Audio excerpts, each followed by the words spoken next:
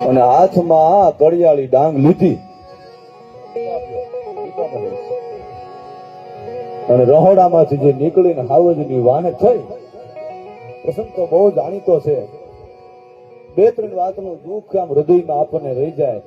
આપણો હરાકડિયાનો ઢીંબો, આપણો મીંઢાનો ને, આપણો ખજૂરીનો ને. હે જગદંબા, અમારા ચારનો નથી રહેતા ને આ અમને થોડીક દુઃખની વાત છે. મારા બાપ સંભાએ કોકાક લાજ રાખજે જોગમાયા. એમ ખબર પડી ડાલા મથાએ એ વાછરડી દાઢી એવો હીરબાઈ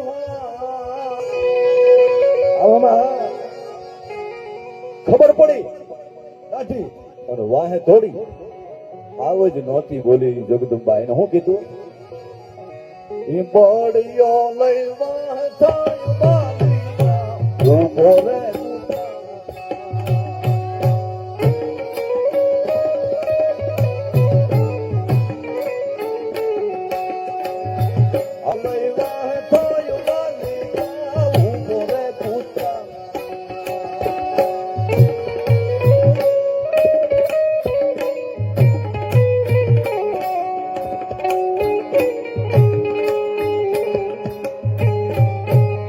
એમ ઘા કર્યો અને માથામાં વાગ્યું અને હાવ જ ભાગ્યો. ઘટના એવી ઘટે હાની સિંહણ મળી. હે વનરાજ, તારાથી ભગાતું છે, તારે ભગાય. અમારે આ ગીરમાં મોં હું દેખાડું તું પાકતો હતો. એક નાની એવી ફરમાશ મારા ભૂપત મામા આવ્યા છે ભાઈ કાતરથી.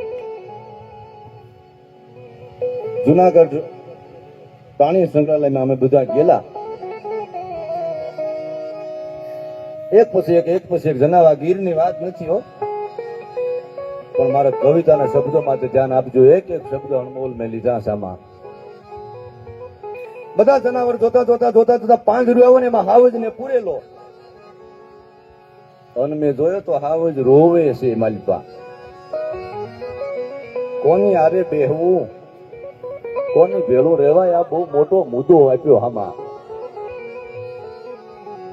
પણ હાવ રહી ભલે પછી ન બોલતા હોય એની આરે અમારાથી રહ્યું ન જાય. બધા હાવજ ના વર્ણન કરતા હતા ને પછી મારો વારો આવ્યો. હાવજ ને એવો બતાડવાનો છે કવિરાજ, તમે તમારી કવિતાથી બતાડો, તમારે ગાયકીથી બતાડો, પણ આપણે ગીરના હાવજ ને એવો જબરદસ્ત બતાડવાનો છે. તમને કીધું બધાએ બતાડ્યો કે હા, હવે મેં કીધું બતાડું. એક જ કડી કહું. કોઈ કીધું હાથોની ના ગર્ભ ગળી જાય, ડુંગર ધણેણવા મળે. મેં એમાં કીધું હાવજ ને કે તમે અંદરની વેદના જાણી નથી. ઈ હાવજ ના ઈ કાનમાં જે રે હજી હીરબાઈ ના લાગાજે. તમે પણ ખેતો જાઓ ધૂજે છે. ઈ હાવજ ના કાનમાં જે રે હજી હીરબાઈ ના લાગાજે. અનકા બરડી વાછોરડી કાજે શક્તિદાન ચારણ કે કાળો થઈ કાળો રે એવો ડણકે છે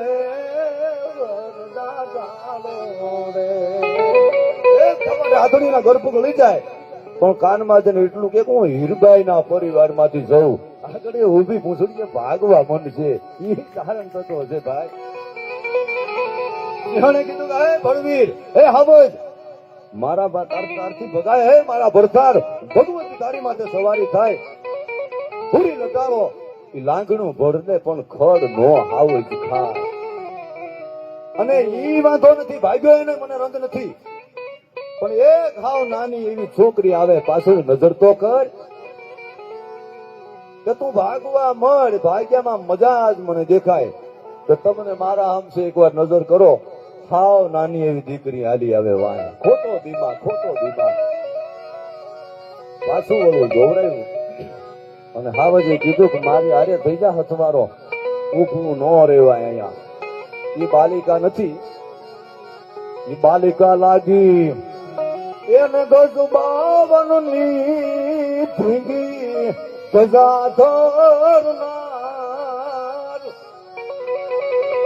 સરસ ગજમાં તેને વાવતો ચડતો એવી જોગમાયા 52 ગજની ધજા વાળી ઈ દેખાય છે. એ સિંહણ આ ભાગ્યો હાવજ પાડ્યો ભોઠો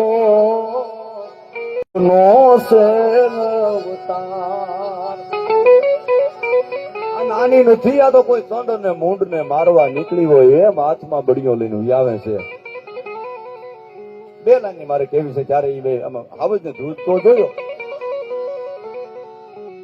આ બધા મેં કીધું ધ્રુજે એમાં અમને કોઈ રંજ નથી, પણ હાવજ તારે નો ધ્રુજાય મારા બાપ, તારી માથે કોઈના વિરોધ છે. પણ પ્રશ્ન કર્યો કે આમ મજાથી આવ્યા કે પરાણે લાવ્યું કોઈ, અહીંયા ઘૂસી કેમ ગયા? પ્રેમે પુરાણા છો એ પાંજરામાં કે અહીંયા કોઈ ઢોળી લાવ્યું છે ધરાર.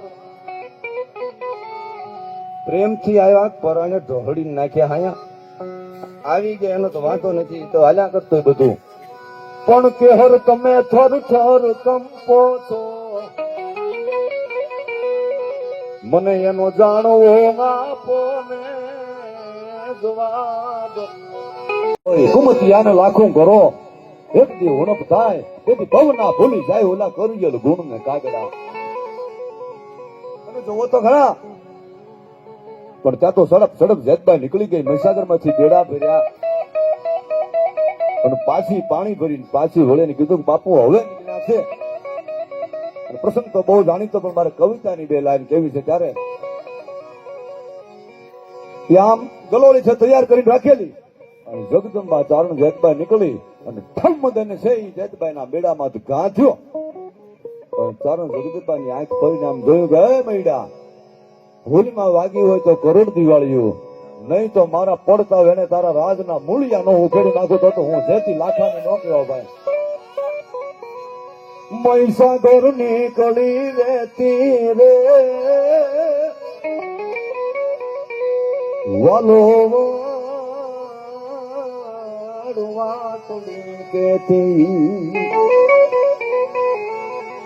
ના પાણી ગયું ભરવા જતી ત્યાં તો મોયડે મેલી કાંકરી રેતી રે. કાંકરી નો ગાંઠો અને મયડા એટલું નહીં અને આવી ફળિયામાં તો લઈ આવી, પણ એટલું બોલીને આવી છે કે મયડા કાંકરી નો ચારણ જગદંબા માથે ઘા કર્યો ને સાંભળી લે, હવે તને જમીદાર તો રે તારું જમણવાર નો માંડું તો હું જેતબાઈ નો કહેવાવ. પણ આવી આમ ફળિયામાં પણ પાણી પાણી આરે ઠલવાનો બેડાનો ઘા કર્યો. કવિતા ટૂંકમાં મારે કેવી છે, પાણી આમાં પાણી આરે ઉતાર્યા ઠલવી અને હાથમાં પાછી ગાગર લીધી પણ ગાંધી થઈ ગઈ છે. જગદંબા ચારણ અપમાનિત થઈ છે. વાંકા ચિત્ર જોયો. એક કવિતામાં લખનભાઈ ને આખો ભાવ બતાવ્યો કે કવિતા તમે ઘણી બધી જેતબાઈ લખી, પણ એક કવિતા મેં કીધું કે મૈડાને રોળ્યા પછી એને ખબર પડી ગઈ હતી સત્તા આમાં જાણ પણ હાલ્યા નથી, નેહડે ગયા ભગા ગાડા ભરવા પડશે. અને આમ પાછી વળી અને લાખા આપણને જે ઓહરીને કોરે જોયો ને તો એવી રગેલી હતી, એવી લાલ હિંગોળી હતી. રૂપક બદલી ગયું અને દીકરી ભાવ બાપની હામી આવીને દીકરી તત્વ જાગ્યું. એને શું કીધું, હે બાપુ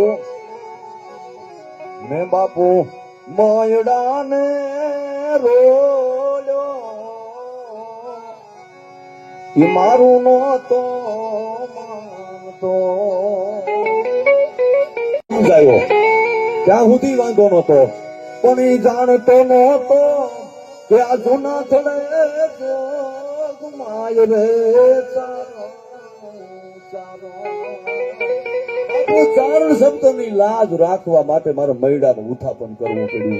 ચારણ તત્વોને જાળવવા માટે તો